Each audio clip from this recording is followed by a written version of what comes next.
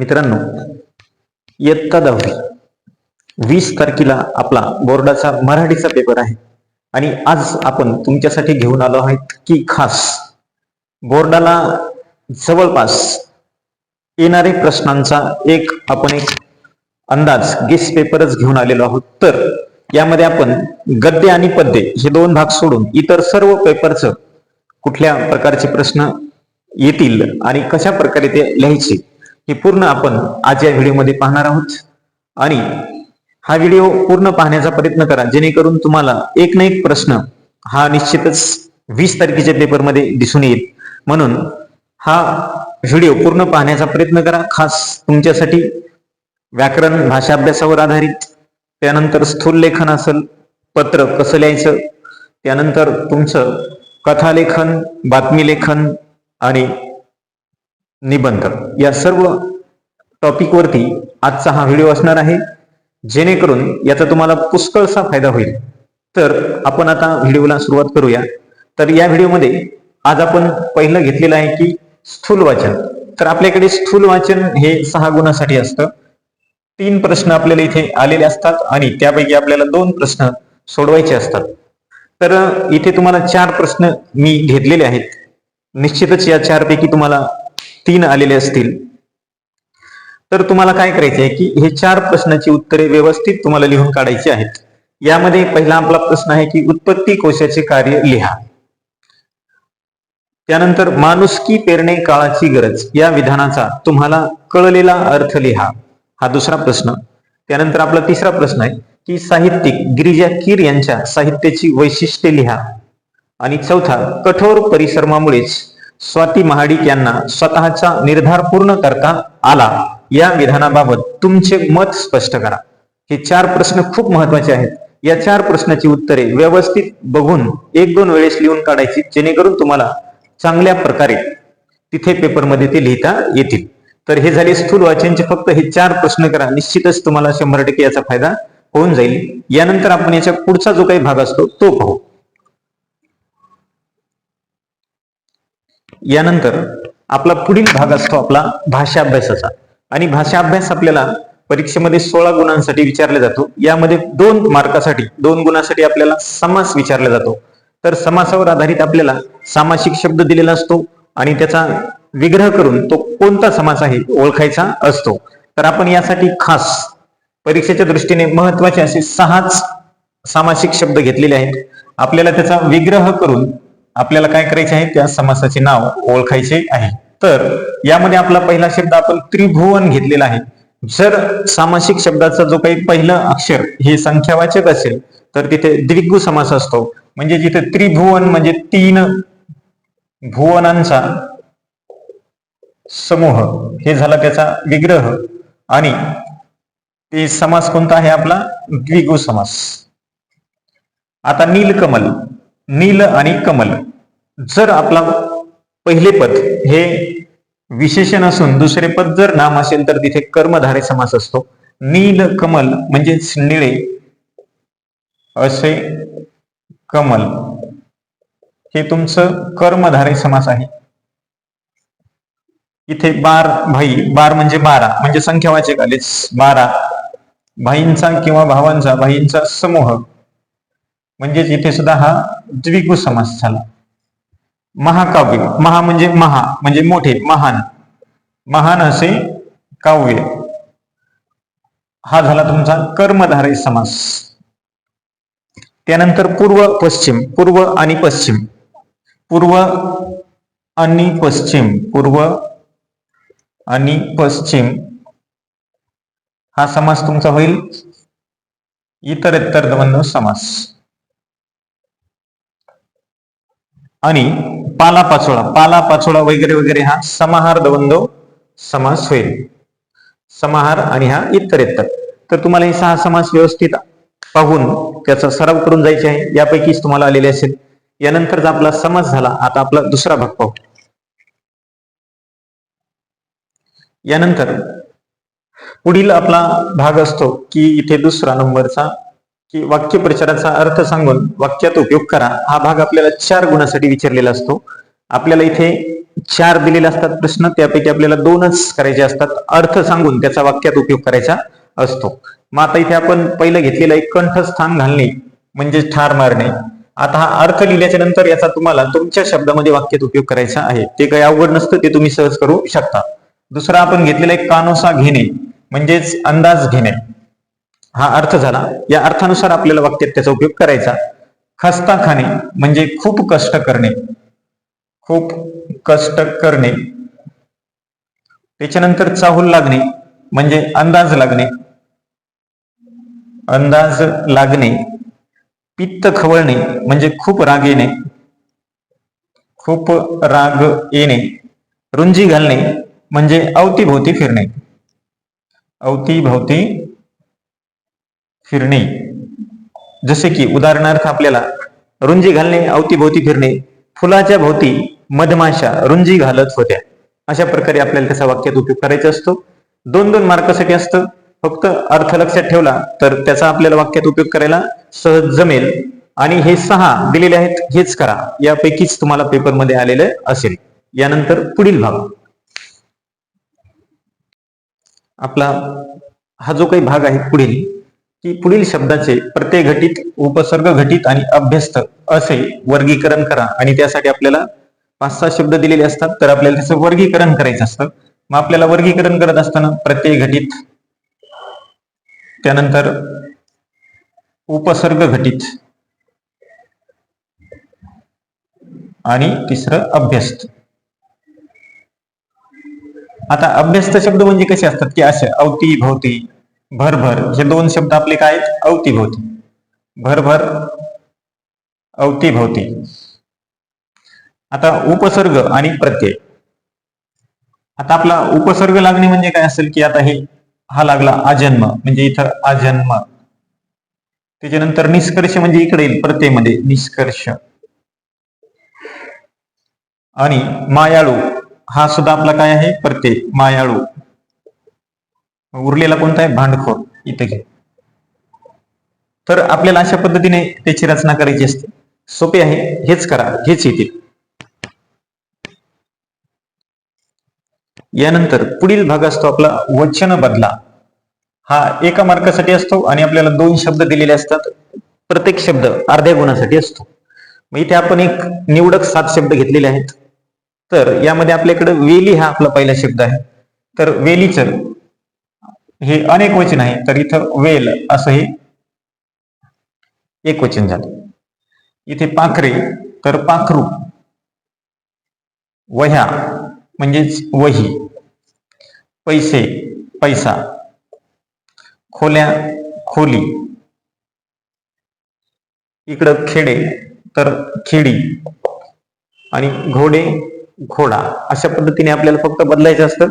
2 शब्द आलेले असतात आणि आपल्याला ते अर्ध्या अर्ध्या गुणासाठी असतात. यापैकीच येणार आहे, हे करा, हेच करून जा. यानंतर पुढील भाग आपल्याला 1 गुणासाठी असतो, समानार्थी शब्द. इथे सुद्धा आपल्याला 1 गुण असतो. 2 शब्द दिलेले असतात. अर्ध्या अर्ध्या गुणासाठी 1 शब्द असतो. निवडक 8 शब्द आपण घेतलेले आहेत. हेच करा, निश्चित तुम्हाला हेच प्रश्न परीक्षेमध्ये आलेले दिसतील. तर इथे आपल्याकडे पहिला आपण घेतलेला आहे रात्र. रात्रसाठी निशा असतं किंवा रजनी, दोन्हीपैकी एक कुठलाही दिला तरी चालतो. प्रकाश म्हणजेच तेज असं घेतलं चालतं. झरा. झरा म्हणजे काय असतं, निर्झर. समुद्र आणि पृथ्वी. तर समुद्रासाठी आपल्याला काय घेता येईल, तर समुद्र म्हणजे सागर किंवा रत्नाकर असंही घेता येतं. पृथ्वीसाठी अवनी,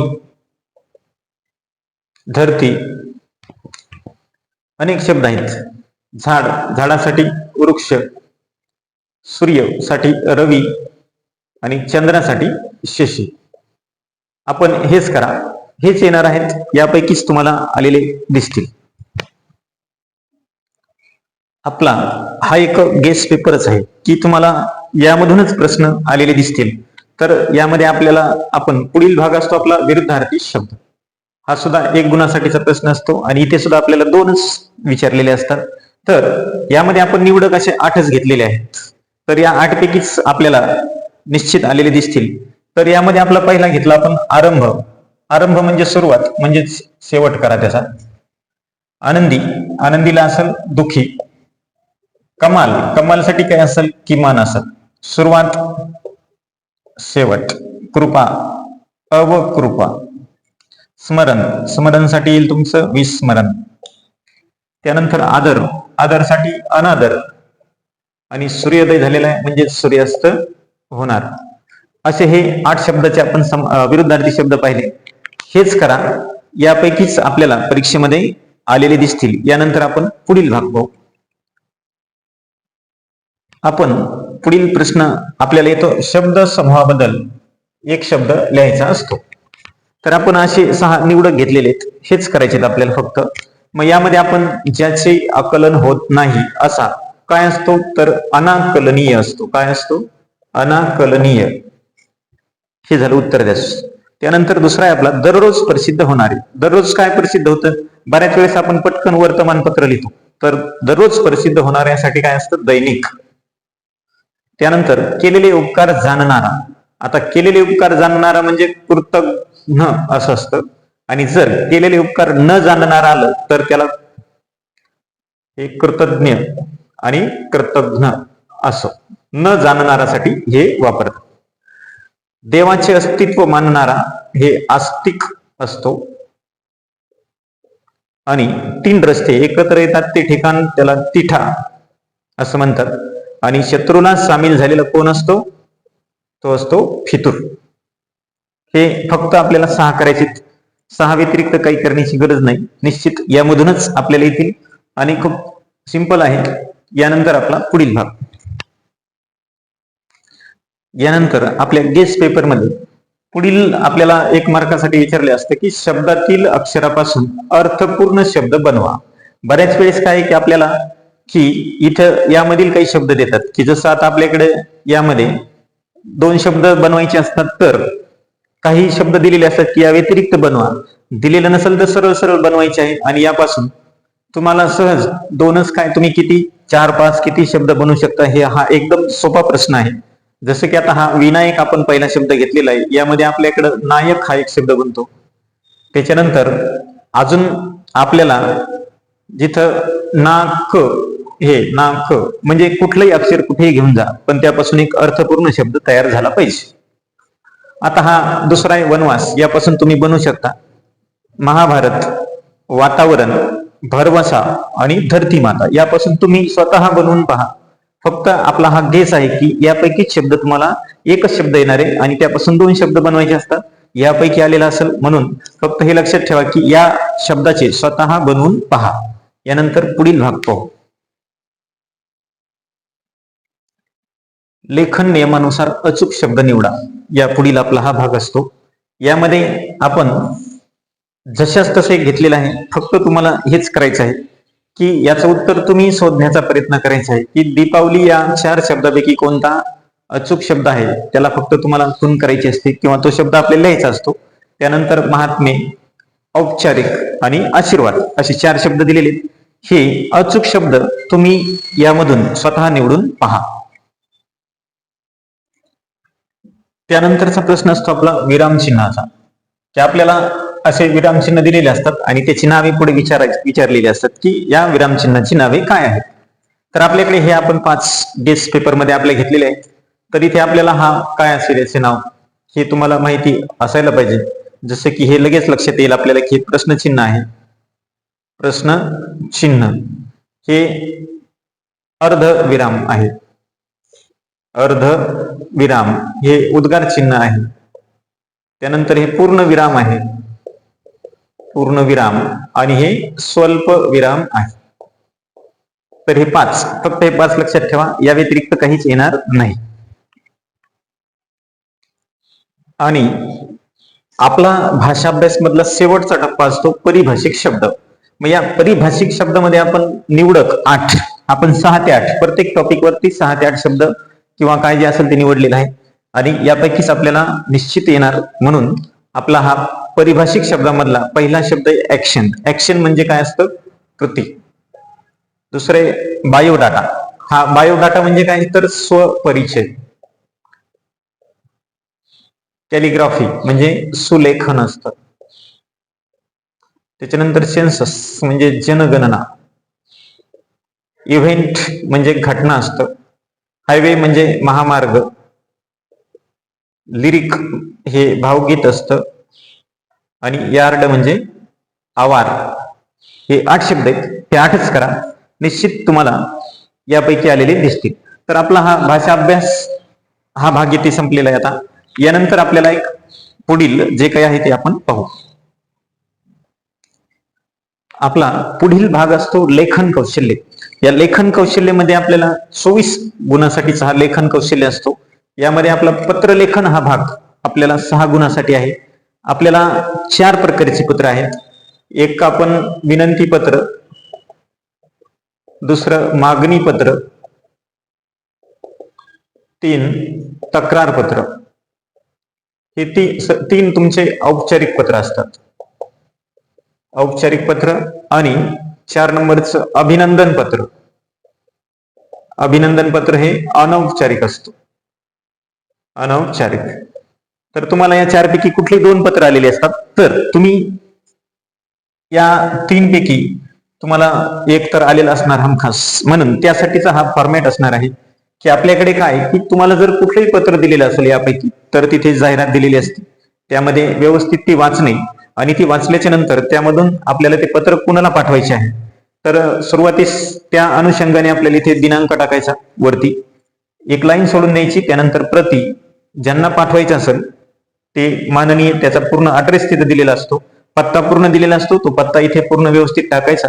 त्यानंतर विषय काय आहे, मागणी असेल पुस्तकाची मागणी सांगितली असेल पुस्तकाची मागणी करण्याबाबत, तक्रार असेल तक्रार कशाची आहे ते करण्याबाबत, असा विषय टाकायचा. त्यानंतर महोदय, आणि इथे त्या बातमीच्या किंवा जे दिलेला असतो आपल्याला जाहिरात, त्याच्या अनुषंगाने आपल्याला मुख्य मजकूर कमीत कमी शब्दामध्ये बनवायचा, आणि नंतर आपली तिथंच नाव दिलेलं असतं त्याचं नाव टाकायचं, आणि शेवटी पाठवणाऱ्याचा पत्ता टाकायचा.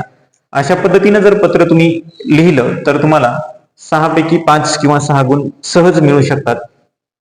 फक्त तुम्हाला या 3 पैकी पत्र लिहा, यापेक्षा या पत्राला तुम्हाला व्यवस्थित जास्तीत जास्त मार्क मिळण्याचे चान्सेस जास्त असतात.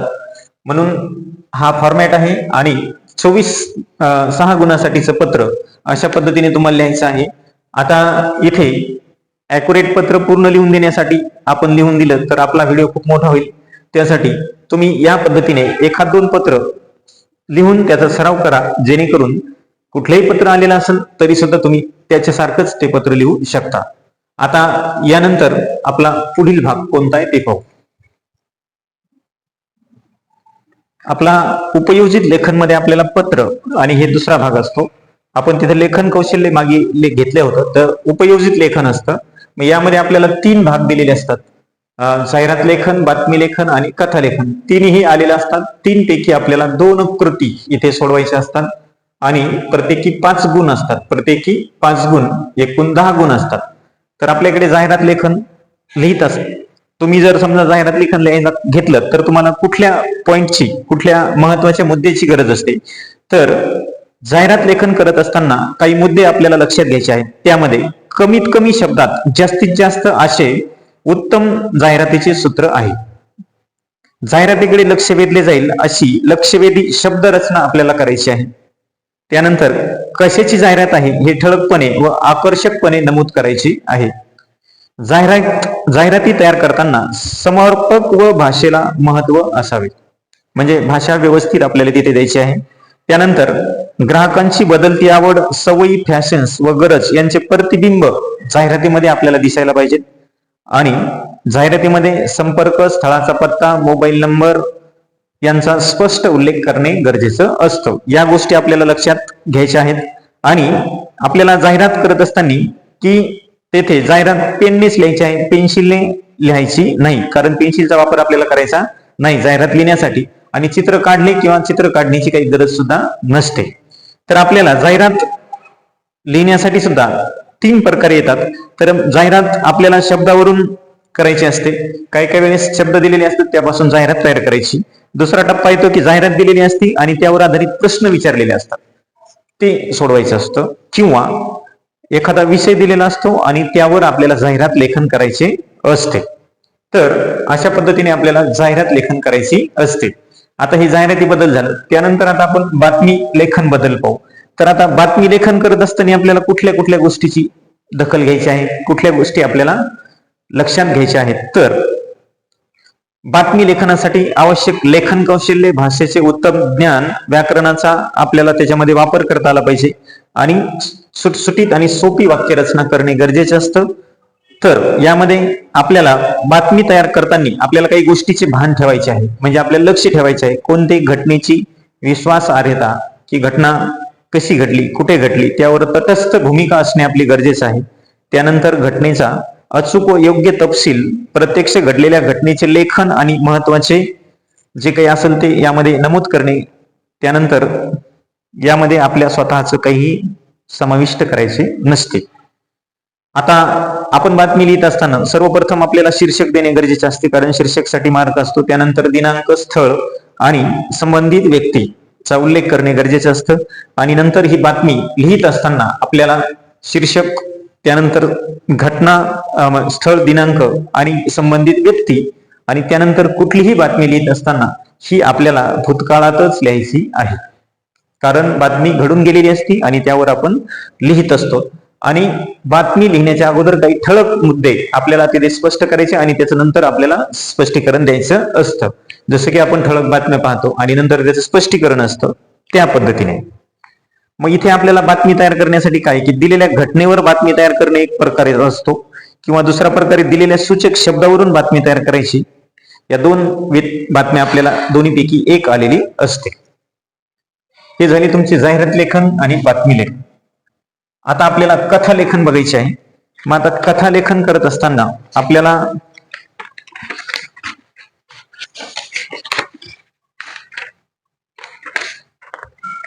कथेला योग्य शीर्षक द्यावे. शीर्षकावरून कथेच्या विषयाची कल्पना यायला हवी असं शीर्षक द्यायचं.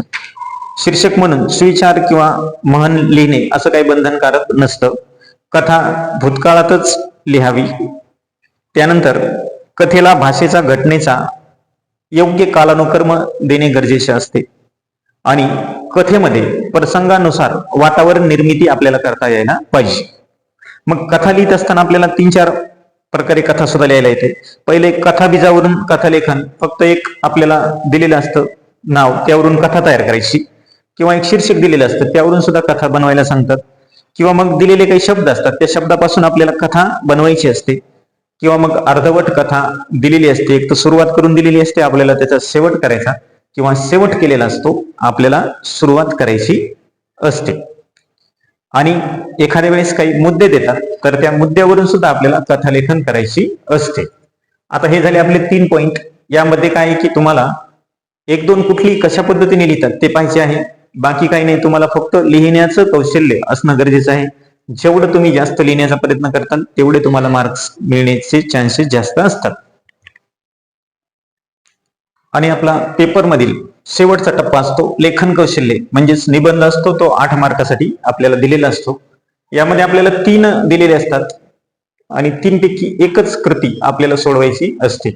मग 3 मध्ये प्रसंग लेखन आहे, आत्मकथन आहे आणि वैचारिक आहे. 3 मधील एक कुठलाही घ्या आणि त्यावरती व्यवस्थित असा निबंध आपल्याला लिहायचा असतो. आता हा निबंध लिहित असताना तिन्हीमध्ये कुठल्या गोष्टी महत्वाच्या असतात त्या गोष्टी फक्त लक्षात घ्या. बाकी निबंध तर आपल्याला लिहिता येतो, कसाही लिहिला तरी चालतो. फक्त ज्या गोष्टीची गरज आहे त्या गोष्टी जर तुम्ही त्यामध्ये समाविष्ट केल्या तर तुम्हाला गुण जास्त मिळतात.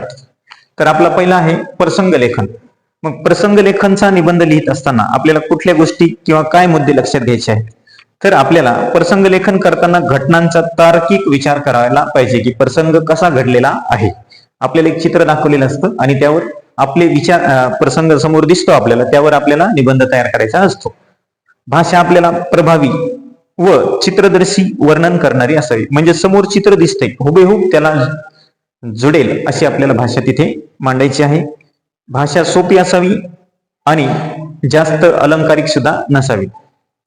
लेखन प्रसंगानुरूप संवेदनशील असावे. प्रसंग नेमका कसा आहे समोर आपल्याला दिसत आहे, त्यानुसार आपल्याला आपली संवेदना जागृत ठेवून त्यावर निबंध लिहायचा असतो. हे झाले आपले प्रसंग लेखनच्या बद्दलचे काही नियम. आता आपला दुसरा आहे आत्मकथन. मग आत्मकथन मध्ये काय आपल्याला लक्षात घ्यायचे, कोणते मुद्दे आपल्याला गोष्टी लक्षात घ्यायच्या आहेत, तर इथे सजीव आणि निर्जीव घटकाबाबत सर्व समावेशक विचार करणे. दुसरं आहे त्यांच्या भावना, सुखदुःख, सवयी, उपयोग, कार्य यांचा शोध निरीक्षण शक्तीने घेणे. आपण स्वतः ती वस्तू आहोत अशी कल्पना करणे. समजा तुम्हाला मी आरसा बोलतो, असा निबंध आला, तर स्वतः आपण आरसा आहेत असं समजून आपल्याला लिखाणकाम करायचं असतं.